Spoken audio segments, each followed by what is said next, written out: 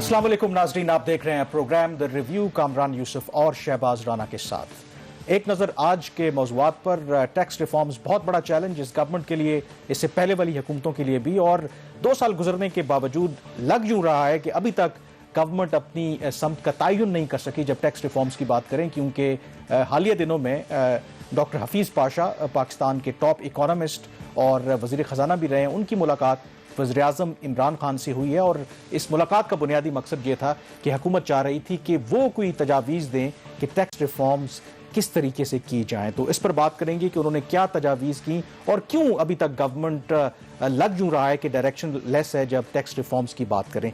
इसके साथ जिक्र करेंगे कि ये जो गवर्नमेंट आई कि इनके दौरान हमने देखा चीनी का बहरान आया, पेट्रोल की शॉर्टेज हुई, गंदम का बहरान आया, और अगेन हम देख रहे हैं कि गंदम और आटे की कीमतों में मुसलसल इजाफा हो रहा है। इसको काउंटर करने के लिए गवर्नमेंट ने फैसला किया कि वो गंदम इंपोर्ट करेंगे 15 लाख टन। अब ये जो मामला है ये भी खटाई में पड़ता नजर आ रहा है। इसकी क्या वजूहात हैं, और प्रोग्राम के आखिरी हिस्से में जिक्र करेंगे अफगान अमन अमल के हवाले से, और तालिबान के कुछ मुतालबात सामने आए हैं, वो कितने हकीकत पसंदाना है, इन पर बात करेंगे। और थोड़ा सा जिक्र भी करेंगे, कल एक इंपॉर्टेंट इवेंट इस्लामाबाद में होने जा रहा है, ऑल पार्टीज कॉन्फ्रेंस। उसकी सिग्निफिकेंस ये है कि उसमें जो साबिक वज़ीर-ए-आज़म नवाज शरीफ वीडियो लिंक के जरिए बहुत अरसे के बाद उसमें खिताब करने जा रहे हैं। जाहिर है हम इकोनॉमी की जब बात करते हैं तो जब पॉलिटिकल इंस्टेबिलिटी होती है या कोई मूवमेंट की शक्ल इख्तियार करती है अपोजिशन की, तो उसकी भी जाहिर है कि मुल्क पर इम्प्लिकेशंस होंगी। लेकिन प्रोग्राम का आगाज़ शहबाज करते हैं। कल भी FBR की जो डायरेक्टरी थी उसमें कुछ 2-3 ऐसी चीज़ें सामने आई थी। मेरे ख्याल में आपके पास उस हवाले से कुछ आपका बड़ा इस चीज़ पर असरार था और हमारे गेस्ट का भी कि फैसल वाडा साहब ने उन्होंने क्यों टैक्स पे नहीं किया, उनका जो लाइफस्टाइल है वो उस चीज़ को सपोर्ट नहीं कर रहा। तो जो मेरी इन्फॉर्मेशन है कामरान, फैसल वाडा साहब ने जो टैक्स एमनेस्टी स्कीम 2018 थी उन्होंने वो अवेल की थी, ये हमारी ज़राए से इन्फॉर्मेशन है।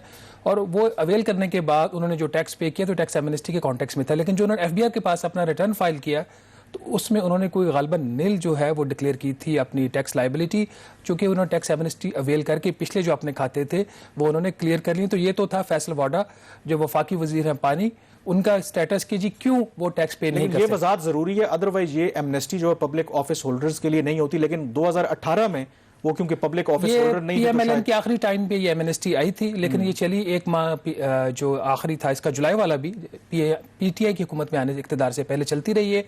तो तब तक ये उस वक्त पब्लिक ऑफिस होल्डर नहीं थे, इन्होंने ये एमनेस्टी उस वक्त अवेल कर सकते थे जो कि इन्होंने की। लेकिन मैं एक बात मैं आपसे कहना चाहता हूँ, FBR जब टैक्स एमनेस्टी की बात करती है तो वो कहते हैं कि आपका नाम सीग़े राज में रखा जाएगा। तो FBR पर भी एतमाद नहीं है, नाम फिर भी वो लीक कर देते हैं, मतलब कि इन्होंने टैक्स एमनेस्टी अवेल की। कामरान मेरी नौकरी के पीछे पड़े हुए हैं।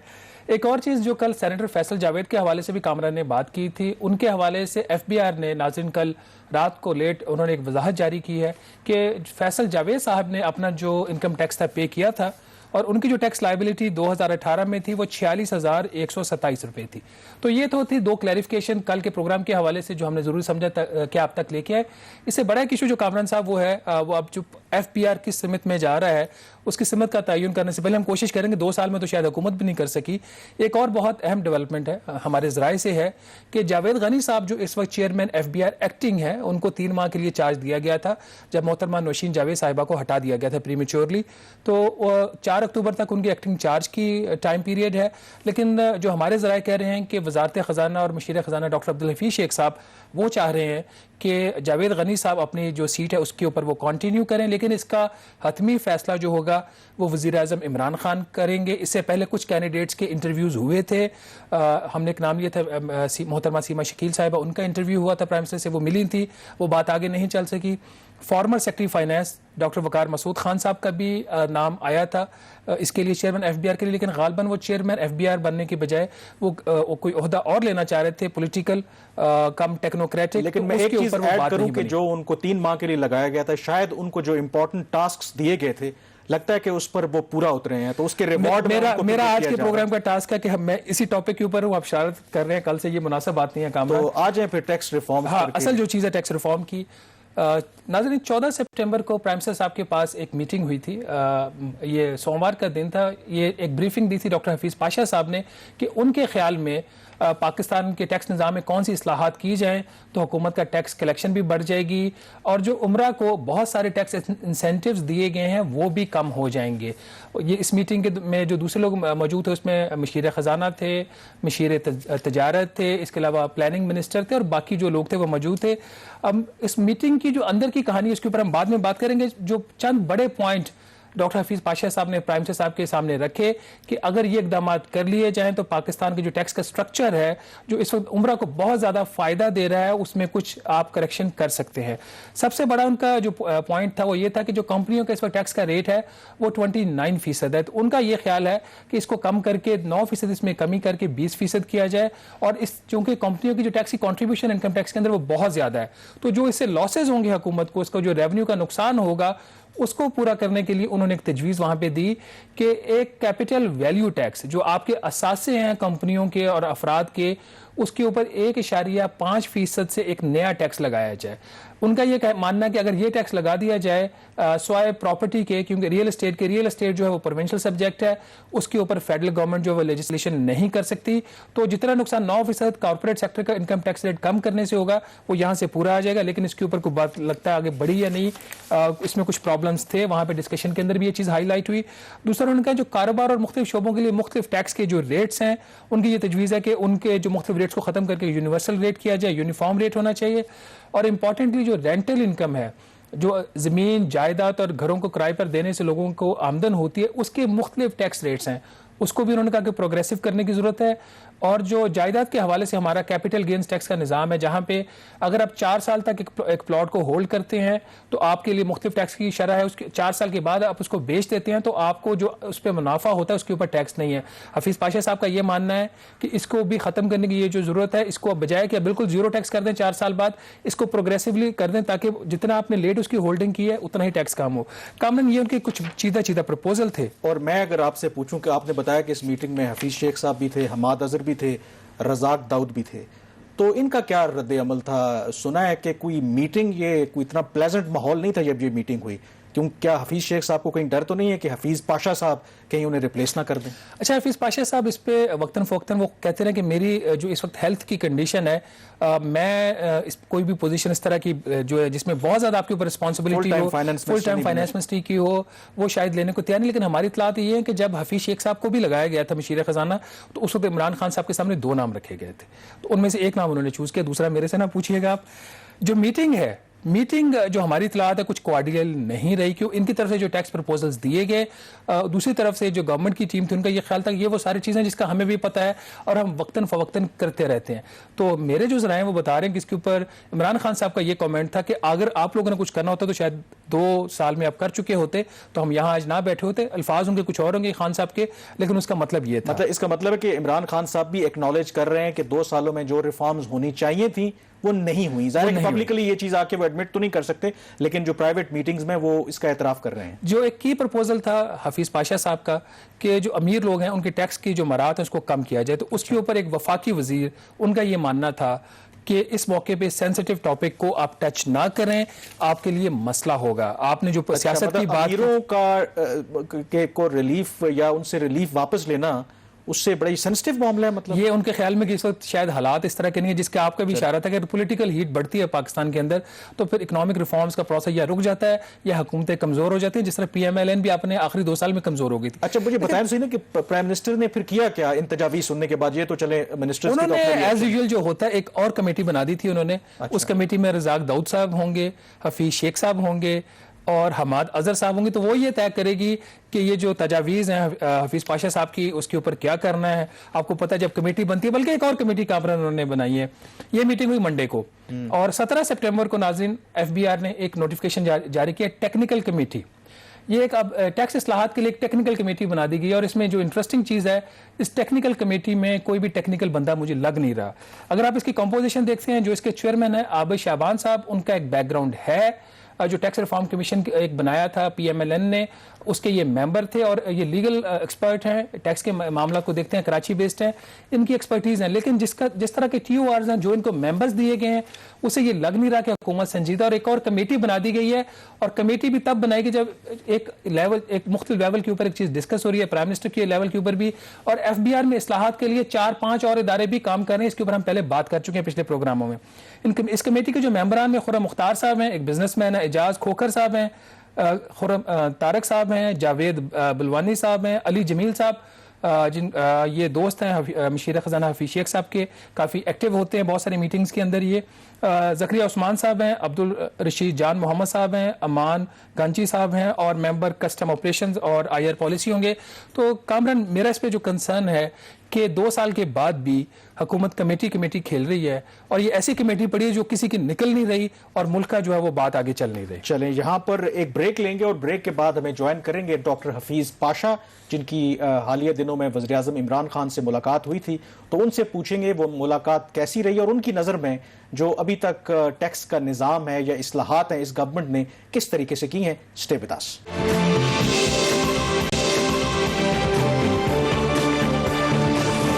بریک کے بعد ایک دفعہ پھر آپ کو خوش آمدید کہتے ہیں. ذکر ہم کر رہے ہیں ٹیکس ریفارمز کے حوالے سے, اور بریک سے پہلے بھی ہم نے ذکر کیا کہ گورنمنٹ کی کیا سوچ ہے اور کیا اپروچ ہے, لیکن ابھی تک شاید کوئی ڈائریکشن بنتی نظر نہیں آتی. ہمارے ساتھ اس وقت موجود ہیں ڈاکٹر حفیظ پاشا صاحب, جانا پہچانا نام, پاکستان کے ٹاپ اکانومسٹ ہیں, وزیر خزانہ بھی رہے ہیں. تو ڈاکٹر صاحب بہت شکریہ پروگرام میں جوائن کرنے کے لیے. سب سے پہلا سوال, جب ٹیکس ریفارمز کی ہم بات کر رہے ہیں, میں یہی پوچھوں گا آپ سے کہ 2 سال میں آپ کو کیا لگا کہ کیا اس گورنمنٹ کی ٹیکس جو ہماری مشینری ہے اس میں اصلاحات کرنے کے لیے کوئی کام انہوں نے کیے ہیں؟ آپ اوورآل کیسے دیکھتے ہیں اس گورنمنٹ کی پرفارمنس کو؟ بسم اللہ الرحمن الرحیم. دیکھیے, اگر ہم سب سے واضح طور پر انڈیکیٹر دیکھیں, اور وہ ہوتا ہے ٹیکس کے ریونیو میں کتنا اضافہ ہوا ہے. میں خاص طور پہ انکم ٹیکس پہ میرا رجحان زیادہ رہے گا, اس لیے کہ یہ ایک ایسا ٹیکس ہے جس سے ہم امیروں سے کچھ پیسہ زیادہ لیتے ہیں. البتہ انڈائریکٹ ٹیکسز ایسے ہیں جس کا بوجھ عوام پہ پڑتا ہے, تو میرا فوکس ریفارم کے لحاظ سے زیادہ ڈائریکٹ انکم ٹیکس پہ ہوگا. اب آپ اس میں دیکھیے کہ پچھلے 2 سال میں انکم ٹیکس کے ریونیو میں کوئی اضافہ نہیں ہوا, 6% کمی آئی. اور یقیناً کووڈ کے بعد پچھلے سال کے آخری کوارٹر میں ریونیوز کم ہوئے, مگر اس سے بھی پچھلے سال 2018-19 میں انکم ٹیکس ریونیوز میں 1% کمی آئی تھی. تو یہ بڑی افسوس کی بات ہے کہ آپ اپنے ٹیکس کے نظام کو آگے لے جانا چاہتے ہیں, مگر جو سب سے اہم ریفارم کا ایریا ہے ڈائریکٹ ٹیکسز کا, اس میں کوئی نمایاں طور پر کامیابی نہیں ہوئی ہے, اور یہ بہت پریشان کن ہے. بجٹ جو پچھلے سال حکومت لے آئی تھی اس میں بے شمار ٹیکسز تھے, مگر وہ تقریباً سارے کے سارے انڈائریکٹ ٹیکسز میں تھے. ابھی تک ہم نے پوری طور پر ڈائریکٹ ٹیکس ریفارم نہیں کیا ہے, اور جب تک ہم نہیں کریں گے ہمارا ٹیکس نظام پروگریسو اور ایکویٹیبل ٹیکسیشن نظام نہیں ہوگا. ڈاکٹر صاحب, آپ کی جو اسی تناظر میں آپ پرائم منسٹر صاحب کے پاس گئے, آپ نے تقریباً 10 تجاویز جو تھی ان کے سامنے رکھی, جس کے اوپر ہم نے ایکسپریس ٹریبیون میں رپورٹ بھی کیا. آپ کی جو میٹنگ تھی وزیر اعظم صاحب کے ساتھ, وہ کس ماحول میں ہوئی, آپ کی تجاویز کو کیسے لیا گیا, اور وے فارورڈ کیا تھا وہاں پہ آپ کو لگا؟ ہوا یہ ہے کہ ہمارا جو یونائٹڈ نیشنز کا ایک سالانہ ہیومن ڈیولپمنٹ رپورٹ ہوتا ہے, یہ ایک بہت اہم پروڈکٹ ہے, اور اس سال پاکستان کے لیے جو ٹاپک ہے وہ انیکوالٹی, عدم مساوات. اور اس سلسلے میں پرائم منسٹر صاحب کو اس لیے اس میں دلچسپی زیادہ ہے کہ وہ بھی, آپ نے دیکھا ہوگا, بہت اپنے تقریروں میں ذکر کرتے ہیں, وہ تو مافیا کا لفظ تک استعمال کرتے ہیں, مگر ہم یہ دیکھنا چاہ رہے تھے اس رپورٹ میں کہ جو پریویلیج کلاسز ہیں ہمارے ملک کے, ان کو ہمارے نظام سے کتنا فائدہ حاصل ہوتا رہا ہے, اور کس حد تک اس کو ہم اگر ٹھیک کریں تو ہمارے ریونیوز میں کتنا اضافہ ہو سکتا ہے. تو ہم نے پہلے ہیومن ڈیولپمنٹ رپورٹ کے جو مین فائنڈنگز تھے پرائم منسٹر صاحب کو پیش کیے پہلے میٹنگ میں, پھر دوسری میٹنگ کے لیے انہوں نے کہا کہ آپ مجھے زیادہ بتائیے کہ یہ جو پریویلیجز ہیں یہ کیا ہیں اور کس طرح ان کو ٹھیک کیا جا سکتا ہے. تو اس سلسلے میں نے ایک ٹیکس ریفارمز کا ایجنڈا بنایا تھا جو ہماری رپورٹ کے لیے ہے. اس کے جو خاص آپ سمجھیں کہ پوائنٹس ہیں یا فیچرز ہیں یا اسٹریٹجی ہے وہ ہم نے پرائم منسٹر صاحب کے سامنے پیش کی. پرائم منسٹر صاحب ریسیوڈ دیم ویری ویل, اور باقی جو کابینہ کے خاص طور پہ اکنامک کابینہ کے ممبرز بیٹھے ہوئے تھے انہوں نے بھی یہ میرے خیال سے یہ طے کیا سب کہ ہم اس ریفارم پیکج کو ایگزامن کرتے ہیں, اور پھر اگر ہمارے پاس کوئی ایسی کوسچنز ہوں یا کوئریز ہوں تو ڈاکٹر صاحب سے پھر سے بات کر لیں گے. تو وہ اس وقت اس پروسیس میں اس کے اندر جو آپ نے بالکل صحیح ذکر کیا کہ ہمارے ہاں بڑی ان ایکوالٹی ہے, اور آپ نے ذکر بھی کیا کہ جو پریویلیجڈ کلاس ہے ان کو بہت سے بینیفٹس ہیں. تو میرے خیال میں لوگوں کے بینیفٹس کے لیے یہ جاننا بھی ضروری ہے آپ کی نظر میں وہ کون کون سے پریویلیجڈ کلاسز ہیں جن کو انڈیو ایڈوانٹیج دیا جاتا ہے اس ملک میں, اور اب وہ ٹرینڈ ختم ہونا چاہیے, اگر وہ آئیڈینٹیفائی کر دیں آپ وہ کلاسز جو ہیں. دیکھیے, سب سے پہلے ہمارا جو سب سے ٹریڈیشنل ایلیٹ ہے وہ ہماری فیوڈل ایلیٹ ہے, زمیندار جو طبقہ ہے. آپ کو میں ایک دو اسٹیٹسٹکس پیش کرتا ہوں جس کے نتیجے میں آپ کو اندازہ ہو جائے گا کہ کس حد تک پریویلیجز یہ دی گئی ہیں. اس وقت پاکستان کے 1% فارمرز یا کاشتکار 20% فارم ایریا کو ان کے ہاتھ میں ہے, وہ اس کو پراپرٹی ان کی ہے.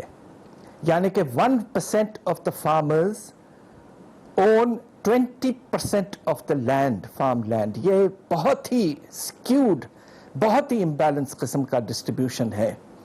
نیچے کی طرف آپ جائیں تو 40% فارمرز ایسے ہیں جو بیچارے مشکل سے کل ایریا ان کا 5% بنتا ہے پورے فارم لینڈ کا. یہ ہے انیکوالٹی آپ کے ایگریکلچر میں. یہ جو آپ کا 1% ہے طبقہ زمینداروں کا, ان کی نیٹ سالانہ آمدنی جو ہم نے ایسٹیمیٹ کی ہے بڑی محنت سے, وہ تقریباً 850 ارب روپے ہے نیٹ ٹرمز میں, سارے اخراجات دے کر. ٹیکس کتنا دیتے ہیں؟ 1% بڑے جو ذمہ دار ہیں ان کی سالانہ آمدن 850 ارب روپے ہے.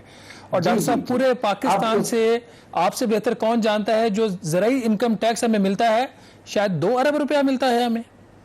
جی مشکل سے, اس میں خوشی, مجھے بات کی بڑی خوشی ہے کہ یہ 2 ارب سے بڑھ کر اللہ کے فضل سے 3 ارب ہو گیا ہے. 3 ارب, 850 ارب میں سے ٹیکس 3 ارب دیا جاتا ہے. اس سے بڑا اگزامپل میں آپ کو دوں, اور چاہیے آپ کو اگزامپلس؟ ڈاکٹر صاحب آپ سے ایگزامپلز مزید بھی ہم لیں گے, لیکن یہاں پہ ایک سوال یہ ہے, جب آپ وہاں پہ کیبنٹ جو پرائم منسٹر صاحب کے پاس میٹنگ تھی, یہ ساری چیزیں ڈسکس کر رہے تھے, تو غالباً ایک وفاقی وزیر صاحب کی طرف سے یہ کہا گیا کہ یہ ساری مراد واپس کرنے کے لیے جو آپ کو پولیٹیکل ول چاہیے ہوتی ہے, یا اوور آل جو ایٹماسفیئر ہے وہ کوئی اتنا کنڈیوسو نہیں ہے, تو ابھی ان چیزوں کو ٹچ نہ کریں. دیکھیے, کوئی ایسی بات نہیں ہوئی, کسی وزیر نے یہ بات نہیں کی. انفیکٹ پرائم منسٹر صاحب کافی حد تک رسپونڈ کرتے رہے. ہی کنڈکٹڈ دا میٹنگ ماشاء اللہ ویری ویل. اور ہمارے جو ایڈوائزر فائنینس کے ہیں انہوں نے یہ کہا کہ یہ تجاویز جو ہیں ان کو ہم ایگزامن کریں گے, ایف بی آر کے ساتھ بیٹھیں گے, دیکھیں گے, اور پھر اگر ضرورت پڑے تو ڈاکٹر صاحب سے بات کریں. میں نے گزارش بھی اس میں یہ کی تھی کہ دیکھیے, میں کچھ حد تک بیمار آدمی ہوں, مسلسل اسلام آباد بھاگ دوڑ نہیں کر سکتا. اگر آپ مناسب لوگ بھیجیں تو میں لاہور میں ان سے میٹنگ کر لوں گا. اچھا ڈاکٹر صاحب, آپ کا جو کی پرپوزل تھا, ون آف دا کی پرپوزل جو آپ وہاں پہ لے کے گئے کہ کارپوریٹ انکم ٹیکس ریٹ کو کم کیا جائے, اور اس سے جو آپ کو حکومت کو نقصان ہوگا تو اس کی جگہ پہ کیپٹل ویلیو ٹیکس, اثاثوں کے اوپر آپ جائیداد کو چھوڑ کر ریئل اسٹیٹ کو, وہ آپ تقریباً 1.5% کے ریٹ سے لگائیں. تو اس پرپوزل کو کیسے لیا گیا, اور آپ نے یہ پرپوزل سی وی ٹی لگانے کا جو آپ نے دیا, اس کا کیا بیک گراؤنڈ ہے؟ دیکھیں, سب سے بڑی وجہ یہ ہے کہ پاکستان کا آئین ہمارے لیے سب سے اہم ہے.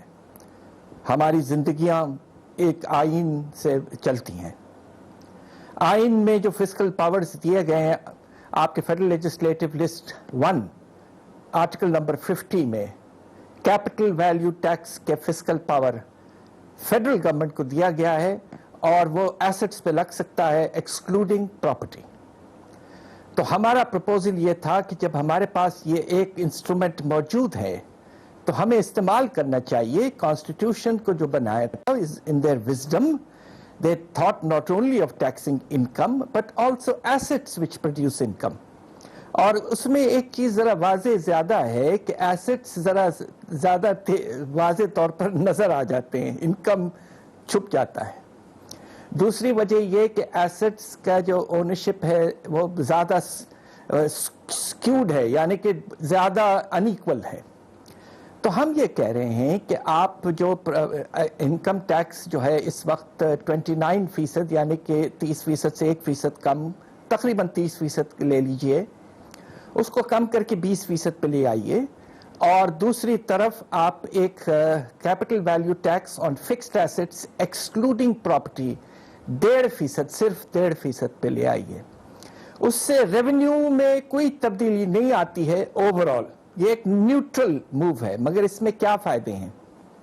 एक सबसे बड़ा फायदा यह है कि जो आपकी इंडस्ट्री लेबर इंटेंसिव है और जो ज्यादा इसमें मशीनरी की इस्तेमाल की जरूरत नहीं है, अलबत्ता लेबर की जरूरत ज्यादा है, उनको बहुत एडवांटेज मिलता है इस सिस्टम में। टेक्सटाइल्स है फॉर एग्जांपल, उनको बहुत एडवांटेज मिलता है, फूड प्रोडक्शन को एडवांटेज मिलता है। अलबत्ता जो आपके कैपिटल इंटेंसिव इंडस्ट्रीज हैं उनमें थोड़ा सा इजाफा बर्न में होता है। डॉक्टर साहब, डॉक्टर साहब कथा कलामी हो रही है क्योंकि हमें ब्रेक लेने के लिए कहा जा रहा है। ब्रेक के बाद हमारी डिस्कशन जो है वो आपसे जारी रहेगी। Stay with us. ब्रेक के बाद एक दफा फिर आपको खुश आमदीद। डॉक्टर साहब, आप जो बात कर रहे थे कि एक तजाद है, एक फर्क है, अमीर बहुत ज्यादा कमा रहा है और गरीब कम, ये जो आपकी एसडीआई की रिपोर्ट आई थी, इसमें क्या बैकग्राउंड आया है?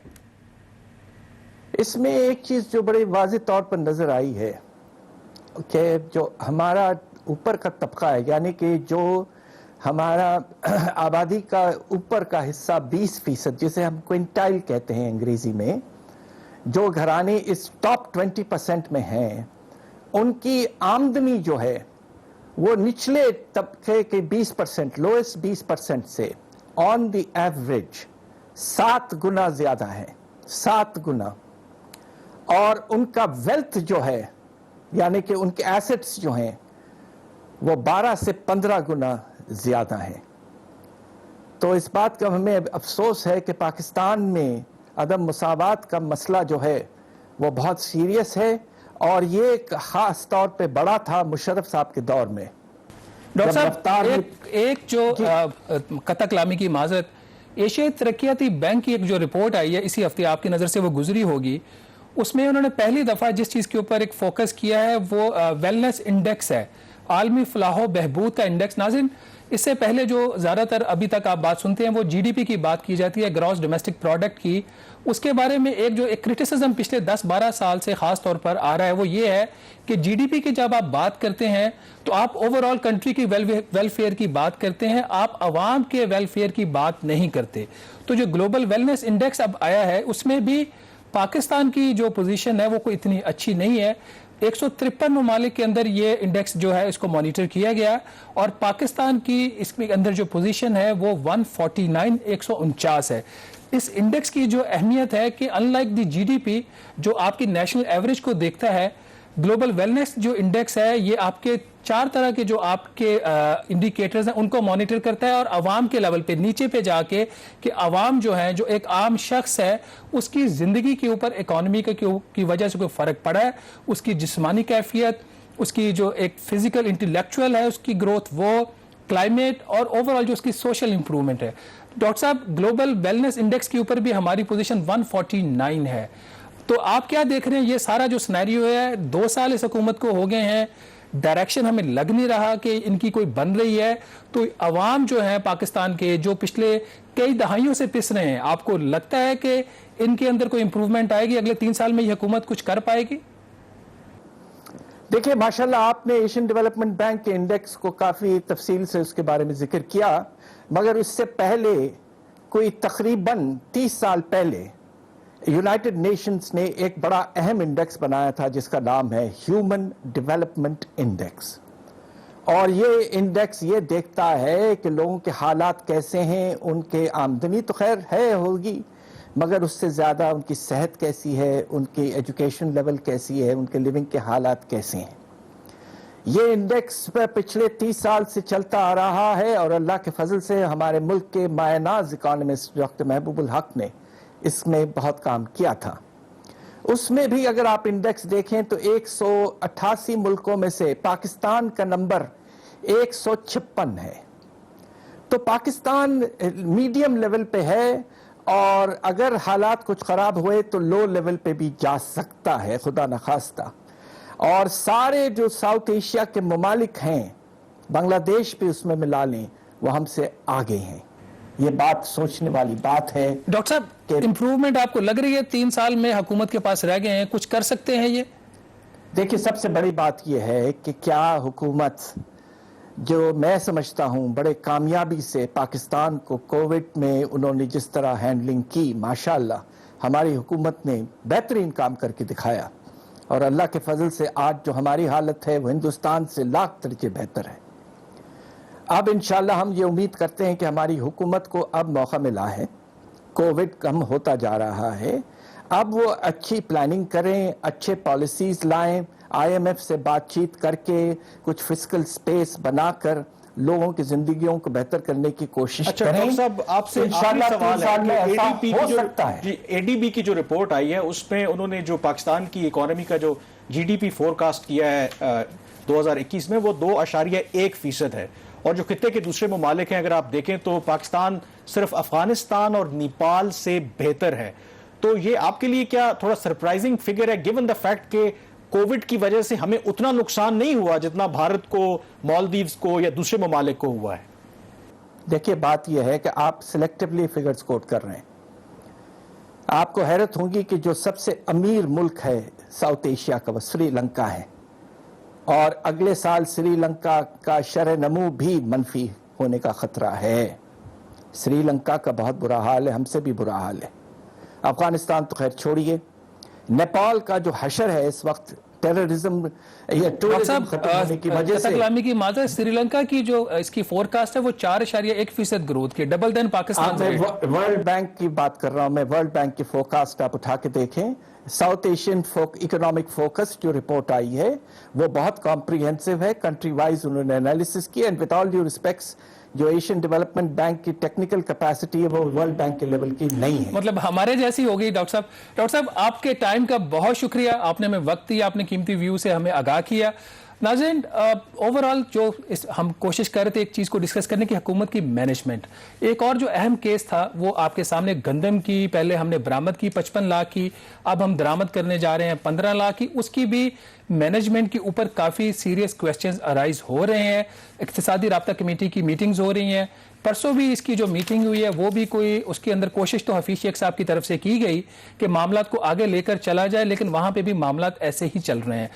1.5 लाख मैट्रिक टन के टेंडर का भी इशू सामने आया। वहां पे जो बात हुई कि शायद हम बहुत महंगी गंदम खरीदने जा रहे हैं, और इस वक्त ये जो गंदम खरीदने की हमें जरूरत नहीं, अगर हम 4 दिन या 5 दिन के बाद दूसरा टेंडर फ्लोट करें तो हमें कीमत कम मिल सकती है। तो लग ये रहा है कि वहां पे भी हुकूमत को फैसला करने में काफी दुश्वारी पेश आ रही है, और बजाय वहां पे वजारत खजाना के जो ज्यादा मुझे लग रहा है कि काम जो एक बेहतर तरीके से नहीं कर रही, वहां पे वजारत जो फूड, आपकी जो वजारत खुराक है, वजारत तजारत है जिसके अंदर TCP आती है, ट्रेडिंग कॉर्पोरेशन ऑफ पाकिस्तान, उसने ये इंपोर्ट करनी है, वहां पे भी मसाइल है। पंजाब जो है वो सब्सिडी देने को तैयार नहीं है। तो जरूरत इस अमर की कि प्राइम मिनिस्टर इमरान खान साहब एक दफा सब स्टेक होल्डर्स को बिठाएं और इस मामले का जो सोल्यूशन है उसकी तरफ भी जाए। इसके साथ ही हम यहाँ पे एक छोटी सी ब्रेक लेंगे और ब्रेक के बाद वापस आएंगे तो बात करेंगे अफगानिस्तान के इशू की।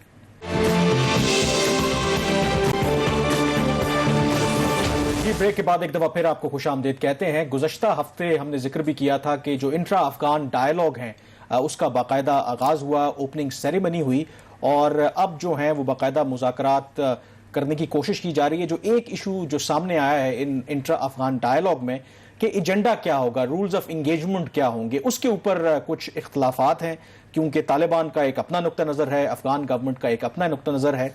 لیکن اس سے پہلے ایک اور جو ڈیولپمنٹ اگر ذکر کریں تو ڈاکٹر عبداللہ جو ہیڈ کرتے ہیں جو ہائی پیس کونسل ہے نیشنل ریکنسیلیشن کی، یعنی کہ جو طالبان کے ساتھ جتنے مذاکرات ہو رہے ہیں اس وہ پینل کو ہیڈ کرتے ہیں، ان کا دورہ متوقع ہے پاکستان کا اسی ماہ کے آخر میں، اور وہ وزٹ کر رہے ہیں۔ ڈاکٹر عبداللہ وزیر اعظم عمران خان نے انہیں دعوت دی تھی، اور یہ بہت عرصے کے بعد، کئی مہینوں کے بعد شہباز افغانستان کی حکومت کی طرف سے کسی عام لیڈر کا دورہ ہو رہا ہے۔